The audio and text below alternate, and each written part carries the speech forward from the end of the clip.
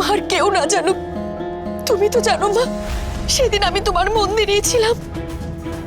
তাহলে কেন কেন এই অপবাদ আমাকে মাথায় নিতে হচ্ছে মা গো? বাহ বাহ শ্রীময়ী বাহ, আর কত সাধু সাজবে তুমি? তোমার এই চোখের জলে না তোমার শ্বশুরকে ভোলাতে পারো, তোমার বরকে ভোলাতে পারো, কিন্তু আমাকে তুমি ভোলাতে পারবে না। দিদির এই অবস্থার জন্য তুমি দায়ী, তুমি এসব করেছো। জামাইবাবু জামাইবাবু ওর কথা বিশ্বাস করবেন না, ও মিথ্যে কথা বলছে, সব মিথ্যে কথা বলছে।